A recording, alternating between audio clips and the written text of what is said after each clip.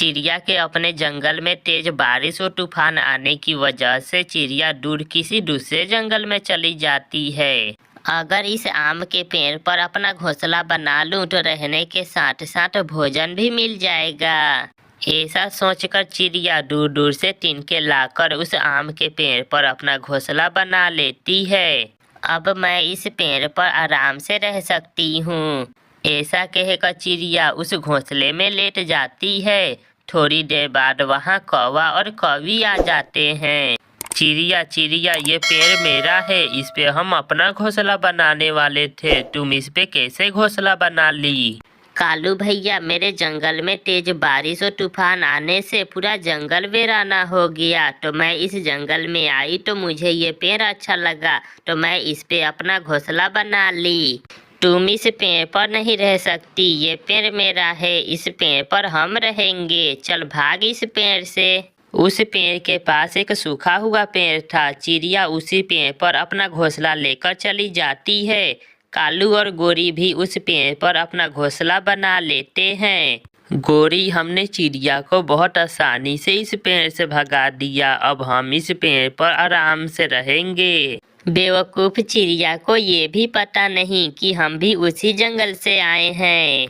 फिर वो दोनों आम खाने लगते हैं। चिड़िया कालू से कहती है, कालू भैया, थोड़ा आम के फल में से मुझे भी दो, बहुत जोरों की भूख लगी है। नहीं चिड़िया, तुम्हें इस फल में से नहीं मिलेगा, तुम जाओ और दाना ढूंढ कर खाओ। ये सुनकर चिड़िया बहुत शर्मिंदा होती है और वो जब भी दाना लेने जाती तो उधर से एक डब्बे में पानी लेकर आती और उस सूखे हुए पेड़ के जड़ में पानी देने लगती है।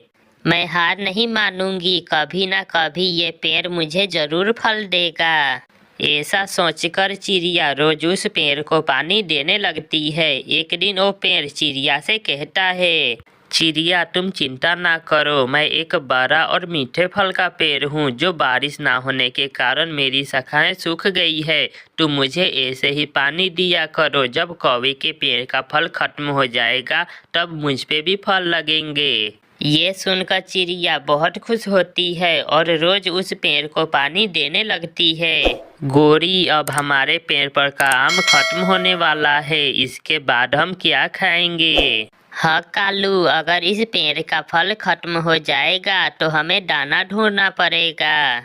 धीरे धीरे उनके पेड़ का फल खत्म हो जाता है और चिड़िया के पेड़ पर शाखाएं निकल आती है, जो साथ ही कलियां भी निकलती है। ये देखकर गोरी और कालू बहुत हैरान होते हैं।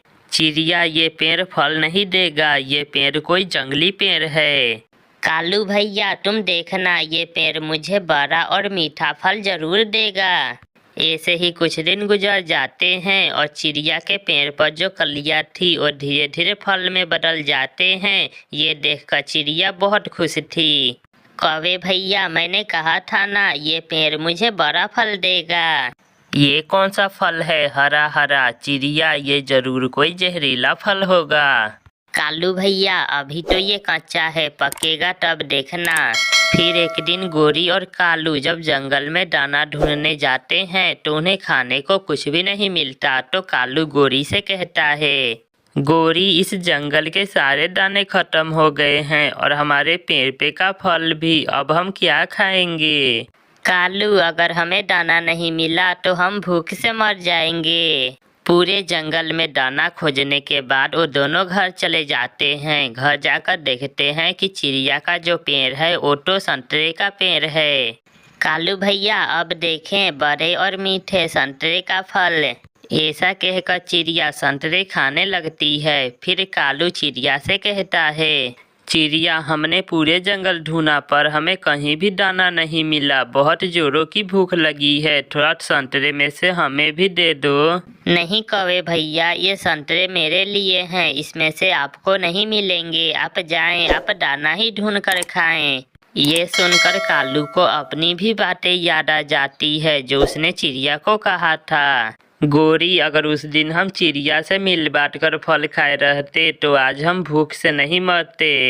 अगले दिन फिर से वो पूरे जंगल ढूंढते हैं पर उन्हें कुछ भी खाने को नहीं मिलता। फिर वो दोनों जंगल छोड़कर दूसरे जंगल में चले जाते हैं। प्यारे दोस्तों, इस कहानी को लाइक, अपने दोस्तों के साथ शेयर और चैनल को सब्सक्राइब करना बिल्कुल मत भूलना। आपका धन्यवाद। सुबह से शाम हो गई थी मगर अभी तक रानो चिड़िया के ढाबे पर कोई भी ग्राहक नहीं आया था। आज का सारा खाना फिर से फेंकना पड़ेगा, कोई ग्राहक आता ही नहीं। मैं बहुत मेहनत से खाना बनाती हूँ, शुद्ध घी और ताज़ी सब्जियाँ इस्तेमाल करती हूँ। कबूतर कबूतर ना ना, उस चिड़िया के ढाबे से कुछ ना खाना, उसका खाना एक नंबर बेकार है। मैंने अभी अभी खाया था, जरा से भी स्वाद नहीं है चिड़िया के खाने में। गोरी, मुझे तुम पर पूरा विश्वास है, अगर तुम कहती हो तो मैं क्यों खाऊंगा चिड़िया के ढाबे से खाना। टोंटे टोंटे, चिड़िया का खाना बहुत बेस्वाद है, तुम भूलकर भी उसके ढाबे से खाना ना खा लेना, बहुत बेकार है उसका खाना। कौवे ऐसा क्यों करते थे? वो चिड़िया का ढाबा चलने क्यों नहीं देते थे? क्योंकि वो हर रोज चिड़िया के ढाबे से मुफ्त का खाना जो खाते थे।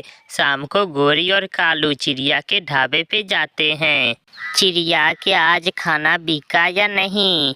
कोई ग्राहक आया भी है तुम्हारे ढाबे पर या सुबह से बैठी मक्खियाँ ही मार रही हो? कौवे और गोरी, सुबह से कोई भी ग्राहक नहीं आया, मैं तो फालतू ही बैठी हुई हूँ। तो फिर खाना फेंकने से अच्छा है तुम वो खाना हमें दे दो, हम कल की तरह गरीबों में बांट देंगे। ले जाओ कौवे और गोरी, और ये बचा हुआ खाना जंगल के गरीब पक्षियों में बांट देना। कौवा और कौवी वो खाना लेकर चले जाते हैं। बहुत बहुत स्वादिष्ट है कालू, चिड़िया ने आलू पालक की भुजिया बहुत स्वादिष्ट बनाई है। चिड़िया समझ रही होगी कि हमने खाना गरीबों में बांट दिया है। कालू, ये खाना गरीबों में ही तो बांट रहे हैं, एक गरीब मैं और एक गरीब तुम, हम दोनों से बड़ा और कौन गरीब हो सकता है। ऐसे दोनों कौवे मुफ्त का खाना घर बैठकर खाते हैं और चिड़िया का मजाक उड़ाते हैं। दूसरे दिन भी ऐसा ही होता है। बुलबुल बुलबुल, मैं अभी अभी चिड़िया के ढाबे से दाल चावल खाने गई थी मगर उसके दाल चावल तो कोई मुफ्त में भी ना खाए, ऐसे बेस्वाद दाल चावल मैंने पहली बार खाए हैं।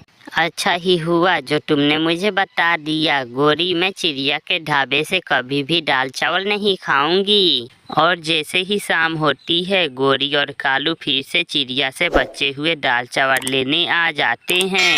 तुम हिम्मत न हारना चिड़िया, ऐसे ही हर रोज खाना बना लिया करना, देखना एक ना एक दिन तुम्हारा ये ढाबा अच्छे से चलने लगेगा। गोरी, इसलिए तो मैं अपना नुकसान पे नुकसान किए जा रही हूँ मगर अब मैं थक गई हूँ, न जाने कब चलेगा मेरा ये ढाबा।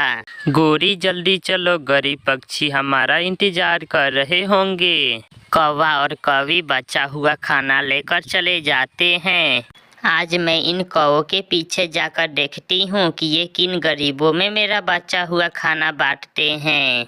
ऐसा सोचकर चिड़िया कौवों के पीछे पीछे जाती है। वाह, ऐसे ही दाल चावल मेरी माँ भी बनाया करती थी, बहुत स्वादिष्ट है ये दाल चावल। कालू जी, मैंने बुलबुल से कहा कि चिड़िया के दाल चावल खाकर मेरे पेट में दर्द शुरू हो गया। ओ बुलबुल बहुत डर गई थी। अच्छा ही है, अगर ऐसे ही चिड़िया का खाना बचता रहेगा तो हम गरीबों का पेट भी भरता रहेगा। चिड़िया खिड़की में बैठी सारी बातें सुन रही थी। तो ये बात है, ये चालाक कौवों की वजह से ही मेरा ढाबा नहीं चल रहा। दूसरे दिन चिड़िया अपने ढाबे पर खाना बनाकर आवाज लगाती है, आज का खाना फ्री में, सबके लिए फ्री में खाना, जो भी आए बिना पैसे दिए खाए। ये सुनते ही वहाँ पक्षियों की भीड़ लगने लगती है। नाना लूसी, तुम चिड़िया का बेस्वाद खाना मत खाना। गोरी, फ्री में स्वाद कौन मांगता है, मैं फ्री में खाना जरूर खाऊंगी। वाह वाह, ऐसा खाना मैंने पहले कभी नहीं खाया। पति जी, सच में गोरी कभी झूठ बोल रही थी, ये खाना तो बहुत स्वादिष्ट है। गोरी झूठी है, ये दाल चावल बहुत स्वादिष्ट हैं। कौवे झूठे हैं, चिड़िया के हाथ में बहुत स्वाद है। ऐसे उस दिन के बाद से चिड़िया का ढाबा अच्छे से चलने लगता है और कौवों का मुफ्त का खाना बंद हो जाता है। प्यारे दोस्तों, इस कहानी को लाइक, अपने दोस्तों के साथ शेयर और चैनल को सब्सक्राइब करना बिल्कुल मत भूलना। आपका धन्यवाद।